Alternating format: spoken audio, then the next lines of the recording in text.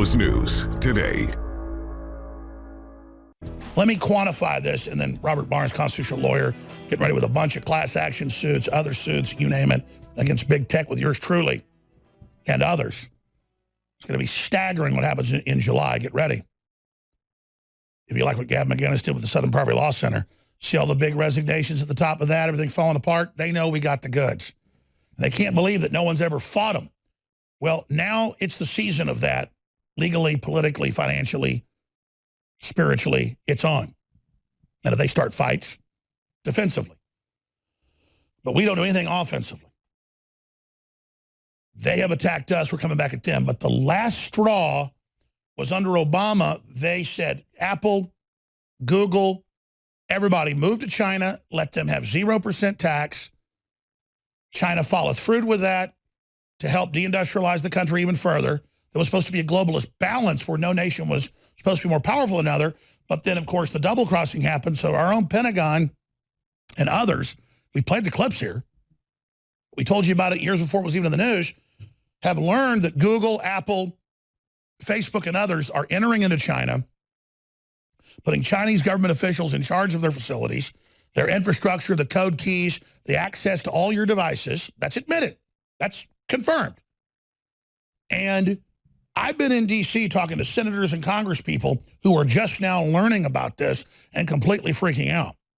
And so the last straw is that Apple and Google and all these people under Obama moved to China, accelerated their hatred of America with China, won't even work with the Pentagon or our government in any way. Google won't even help any U.S. government agency now. And so it's a U.S. company set up by NSA and CIA 20-something years ago, InQtel, and Trump is preparing to move against it all. Big announcements in the Wall Street Journal, more today, antitrust, breakup. The first thing's going to be an injunction where Google and Facebook cannot buy any new companies. That's how they keep competition from forming. There is so much happening here. This signifies Trump understands and is taking action now in the right way. We'll break down every facet of this in this hour. The next hour, large groups of Africans pouring over the Texas border with organized armed cartels with submachine guns. Released by the Border Patrol video. That's coming up. The Mexican government declares that they are at war with the U.S. in official announcements and says it's the duty of Mexicans to flood the U.S. This is a UN takedown plan. This country is in a war. The latest AG Barr, powerful CBS interview. It's all coming up next hour. But right now, Robert Barnes, constitutional lawyer, had a lot of suits on this, some successful, some not, but you've been the tip of the spear. We're developing big plans here. Trump's attacking up there. We're attacking here. The citizens are spreading the word. This is a group effort here. But how would you quantify these headlines? This is from us a year ago. Exclusive. President Trump planning major action against tech monopoly censorship using antitrust. Infowars.com. Next year's news today. Here it is today. Google should be afraid, very afraid. Bloomberg will break it all down. Google's dominance is no longer a sure thing. Wall Street Journal. App Store in crosshairs. Supreme Court rules against Apple with their monopoly. Amazon could face heightened antitrust scrutiny under new agreement between U.S. regulators. Twitter takes down large number of Chinese language accounts ahead of Tiananmen Square of people that are anti-communist. So that's Twitter working with the Chi-Coms to literally arrest and kill people. That is all coming up today. But first, Robert Barnes, let's quantify in this 5 minutes before break historically what this signifies and where we're going. Sure. It's critical because in order for any civil action to be impactful, in order for any sort of a political remedy to be present, there needed to be political cover, and that political cover needed to come from public action by the president. And it's what we've been calling for quite some time, and particularly became imminent and necessary over the last 60 days due to the collective and aggregate action to clearly meddle in the elections coming up in 2020, where they got so far where you couldn't use Alex Jones's name on Facebook or Instagram in a positive or favorable way unless it was disparaging. This was clearly part of a broader, bigger campaign to shift American economic power to China, to go with a Chinese social credit model system in the U.S.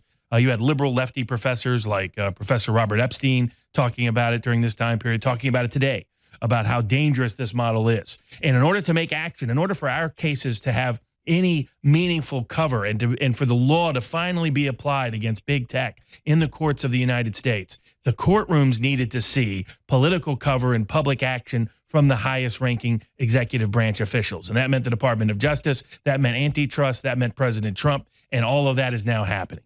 Antitrust is by far the most powerful tool in the president's quiver, and that tool, it can not only break them up, can enjoin them from buying other companies, can enjoin them from taking certain actions, can put all of their high-ranking executives, many of whom committed perjury before Congress on these hearings a year or two ago, can put all of them under the radar screen. In fact, look at what happened with Monopoly, with Microsoft. Microsoft went from having monopoly power to Bill Gates suddenly deciding he didn't want to work for Microsoft anymore and deciding he was going to retire and go quietly into the good night. And Microsoft no longer having the degree and scope of its monopoly power it once did, particularly in the internet space. They went after him right when they were trying to wipe out Netscape, wipe out independent competitors in that space. So now and if they hadn't done that, it would have killed the dot-com bubble and we'd be in a depression now. Not only that, it was a good, healthy move. Absolutely. It was critical, essential, and fundamental because it's what democratized the internet. It's what allowed for all voices to be heard. It's where the people get to control what voices they hear, not powerful politicians, not powerful corporations, not just the connected and privileged few, but ordinary, everyday people get to pick what news and views they wish to have and share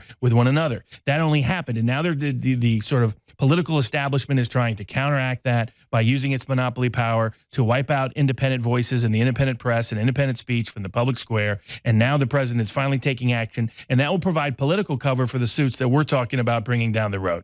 Because that will now we will have the president. The president's now delivering major air cover. Absolutely. The president saying something is wrong with what is happening in big tech. And you're seeing it coming from the left. You're seeing it come from the right. You're seeing it come from a wide cross, any part of the independent press, not the establishment press, which is now the big tech and big media are colluding with one another in order to corrupt our elections. And accelerate monopolies. Absolutely. To monopolize what people think, to monopolize what people can say, to monopolize what people can hear, to monopolize who they should vote for, to complete monopoly on the Chinese social credit model system. And they're not even hiding it anymore. Not at all. I mean, in fact, that was the point of Professor Epstein was what's going on in the China social credit system is actually just mimicking what big tech has been doing in the United States, colluding with big media. I mean, here today, you had big tech and big media colluding to dock someone simply because they put out a Nancy Pelosi video, and it turned out they got the wrong person in the process. So that's some poor black dude that just reposted it. Exactly. That's their power. That's them terrorizing. And again, that's Facebook giving his private info to the media. Talk about selling data or raping privacy. And Zuckerberg calling his users dumb effers. They're literally giving it to the media to then rape the wrong person. Absolutely. And what it shows is the dangerous power they have. This is a power like railroads had over farmers at the end of the last century. So if we're going to restore American democracy, American freedom, American liberty, it has to start now. And this was the most important thing the president could do. And him doing it is going to change the world forever for good. Stay with us.